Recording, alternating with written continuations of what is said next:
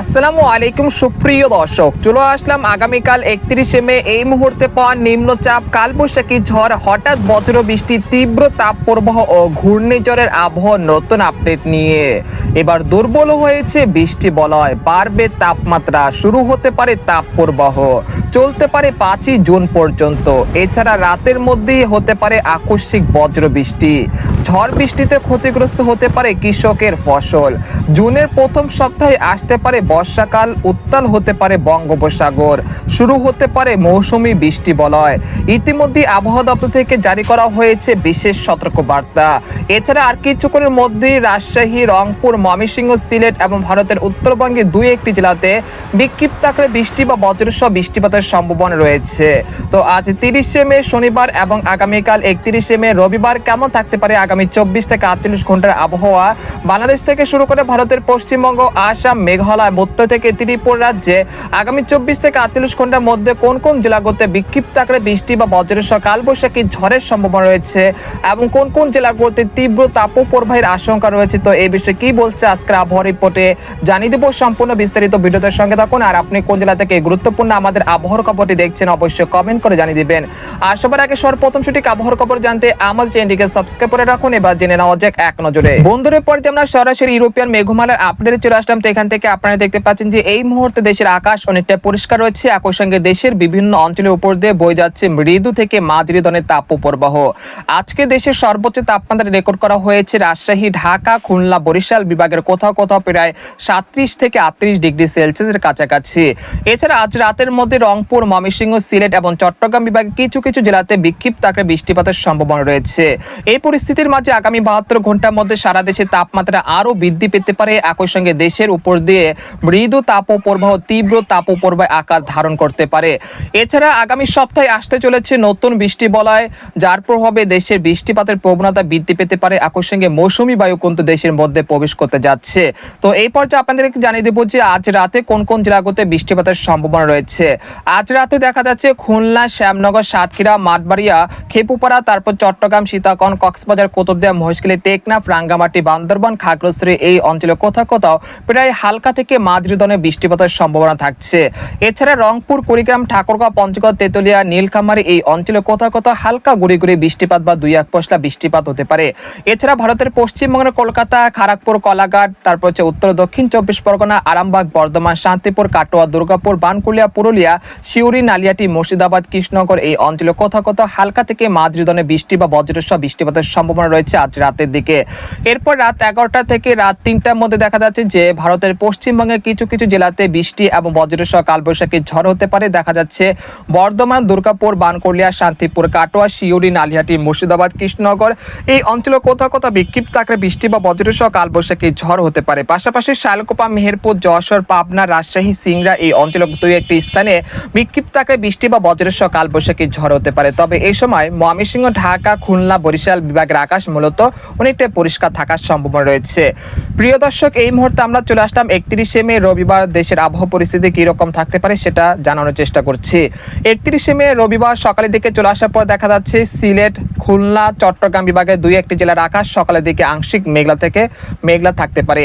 এই সময় কক্সবাজার, কুতুবদিয়া, মহেশখালী, টেকনাফ, রাঙ্গামাটি, বান্দরবান এই অঞ্চলে কোথাও কোথাও বিক্ষিপ্ত আকারে হালকা থেকে মাঝারি ধরনের বৃষ্টিপাতের সতর্কতা রয়েছে। তাছাড়া দেখা যাচ্ছে বরিশাল, পিরোজপুর, মাঠবাড়িয়া, খেপুপাড়া, বুরহুদ্দিন, ভোলা, ঝালকাঠি, মিরহাজিগঞ্জ এই অঞ্চলের আকাশ অনেকটা পরিষ্কার থাকতে পারে সকালের দিকে।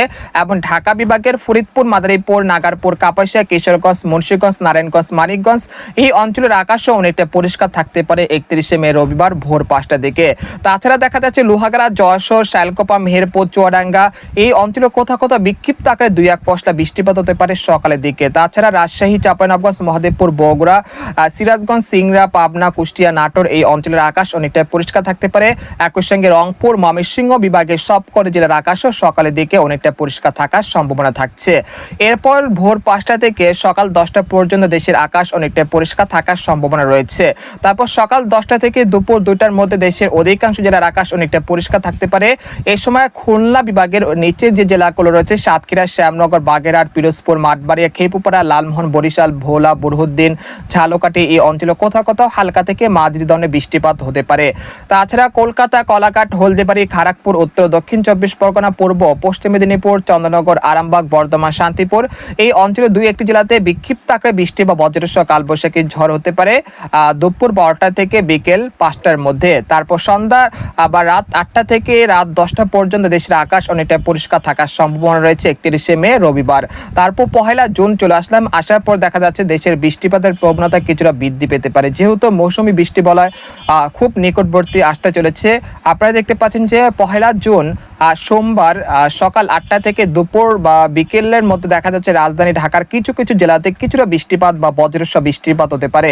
তাছাড়া বরিশাল, পিরোজপুর, মাঠবাড়িয়া, লালমোহন, খেপুপাড়া, মাদারীপুর, ফরিদগঞ্জ, তারপর হচ্ছে মতিরাট, খাগড়াছড়ি, রাঙ্গামাটি, চট্টগ্রাম এই অঞ্চলের 2-1টি জেলাতে কিছুটা হালকা থেকে মাঝারি ধরনের বৃষ্টিপাত হতে পারে সকাল 10টা থেকে। তারপর দুপুর 1টা থেকে বিকেল 4টার মধ্যে দেখা যাচ্ছে ঢাকা, খুলনা, বরিশাল, চট্টগ্রাম বিভাগের আকাশ আংশিক মেঘলা থেকে মেঘাচ্ছন্ন থাকতে পারে 1লা জুন সোমবার। তারপর দেখা যাচ্ছে সন্ধ্যা 6টা থেকে রাত 1টা পর্যন্ত দেশের আকাশ অনেকটা পরিষ্কার থাকার সম্ভাবনা থাকছে। তারপর দেখা যাচ্ছে যে আগামী 5 তারিখ বা 6 তারিখ মৌসুমী বৃষ্টি বলয় দেশের মধ্যে প্রবেশ করতে পারে। আপনারা দেখতে পাচ্ছেন যে 5 বা 6 তারিখ ময়মনসিংহ, সিলেট, ঢাকা, বরিশাল, চট্টগ্রাম বিভাগের অধিকাংশ জেলাতে মাঝারি থেকে ভারী বর্ষণ হতে পারে। এই সময় সারা দেশে তাপমাত্রা সর্বোচ্চ 5 থেকে 6 ডিগ্রি সেলসিয়াস পর্যন্ত কমে যেতে পারে। এর ফলে তীব্র যে তাপপ্রবাহ রয়েছে সেই তাপপ্রবাহ অনেকটা কমে যেতে পারে আগামী 6 তারিখ থেকে ইনশাল্লাহ।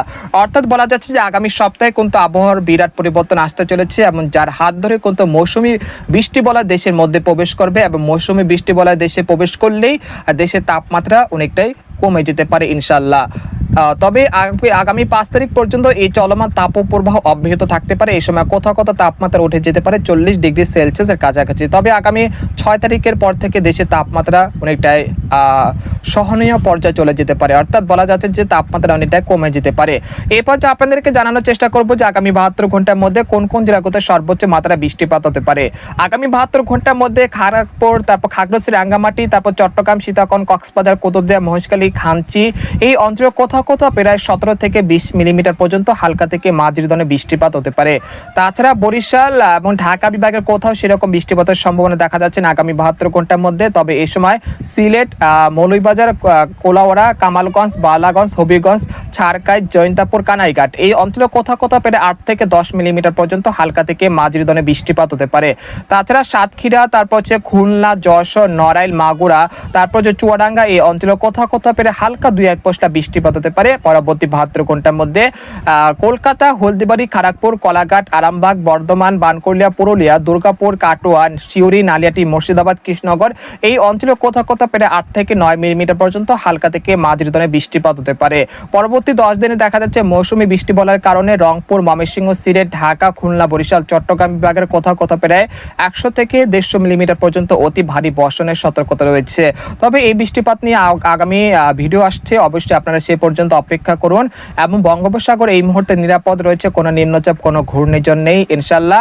তো আজকের খবর এখানে শেষ করতে চাচ্ছি। সবাই ভালো থাকবেন, সুস্থ থাকবেন, আল্লাহ হাফেজ।